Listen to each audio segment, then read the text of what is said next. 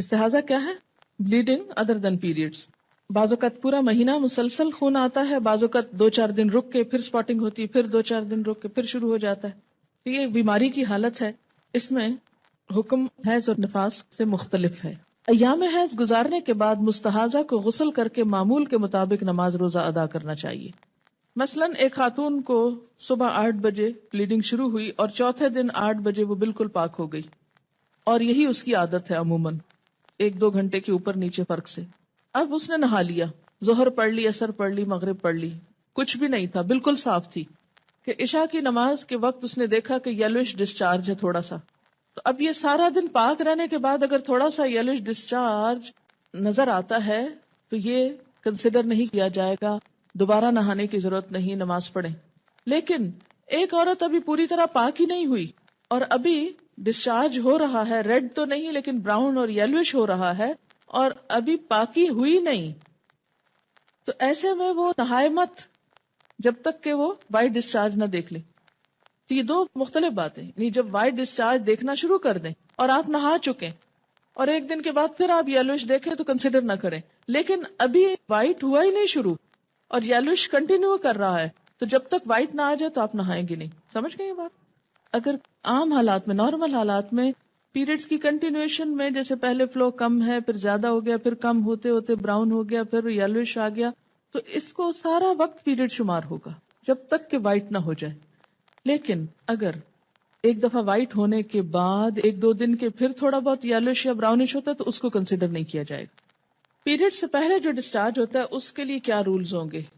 جب تک بلیڈنگ نہ شروع ہو اس سے پہلے اگر تھوڑا بہت یلوش 1-2 دن پہلے ہلکا پھلکا ہے تو اس کو کنسیڈر نہیں کریں گے، کیونکہ وہ ایک طرح سے اسی روایت کے تحت آ جائے گا جس میں یہ کہ پیریڈز کا جو خون ہے وہ کیا ہے، سرخ رنگ کا یا سیاہ رنگ کا، تھک ہوتا ہے.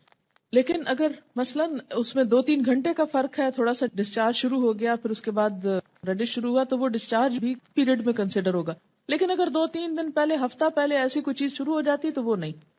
حیض میں باقاعدگی ہو، 10 دن بعد بھی حیض آئے اور رک رک کر آئے، مثلا 2 دن نہیں آئے پھر آنا شروع ہو گیا، 4 دن بند رہا پھر 3-4 دن شروع ہو گیا، اس طرح 15-20 دن تک ہوتا رہا، نماز کا حکم کیا ہوگا؟ یہ بڑا اہم مسئلہ ہے جو عام طور پر مینوپاز شروع ہونے کے بعد خواتین کو پیش آتا ہے. ٹھیک، اس میں کیا ہوگا؟ پھر وہی استحاضہ والی حدیث سامنے رکھی جائے گی کہ جن دنوں میں پیریڈز کی بلیڈنگ جیسا خون نکلے اور پچھلی عادت کے مطابق ہو ان دنوں کو پیریڈز شمار کیا جائے گا اور باقی دنوں کو استحاضہ شمار کیا جائے گا، کیونکہ کوئی حیض 15 دن تک جاری نہیں رہتا. جس خاتون کے ایام حیض معلوم نہ ہو اور جس کے حیض اور استحاضہ کے خون میں رنگ کا فرق بھی نہ پایا جاتا، اسے پہلی دفعہ حیض کے دنوں کو سامنے رکھتے ہوئے ہر مہینے کے اس دن سے حیض کی ابتدا شمار کرنا چاہیے جس دن پہلی مرتبہ حیض آیا تھا. مثلا کسی خاتون کو پہلی دفعہ مہینے کے 7ویں دن حیض آنا شروع ہوا تو اسے حیض اور استحاضہ میں فرق کرنے کے لیے 7ویں دن سے حیض کے احکام پر عمل شروع کرنا چاہیے. مذکورہ مستحاضہ کو اپنے جیسی خواتین، اپنے ملک، علاقے، عمر، اپنے جتنے بچوں والی خواتین کی عادت کو سامنے رکھتے ہوئے مدت حیض کا تعین 6 یا 7 دن شمار کرنے کے بعد استحاضہ کے حکم پر عمل کرنا چاہیے. یعنی پھر دوسری پاس والی خاندان کی رشتہ دار عورتوں کی عادت کو دیکھا جائے گا جس کو پہلی دفعہ سے یہ بیماری شروع ہوئی ہو. جس خاتون کو استحاضہ سے پہلے ایام حیض معلوم ہو، یعنی ہر ماہ کس تاریخ کو شروع ہوتے ہیں اور کتنے دن رہتے ہیں، اسے گزشتہ عادت کے مطابق حیض کے ایام شمار کر کے باقی ایام کو استحاضہ کے ایام شمار کرنا چاہیے اور اس مدت میں استحاضہ کے حکم پر عمل کرنا چاہیے.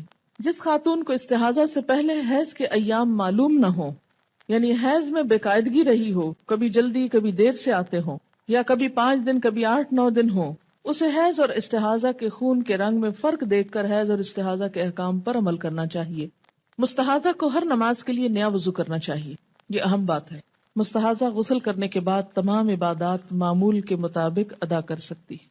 حضرت عائشہ رضی اللہ تعالی عنہا فرماتی ہیں کہ نبی اکرم صلی اللہ علیہ وسلم کے ساتھ آپ کی ایک زوجہ حالت استحاضہ کے باوجود اعتکاف کیا کرتی تھی. اسے بخاری نے روایت کیا ہے.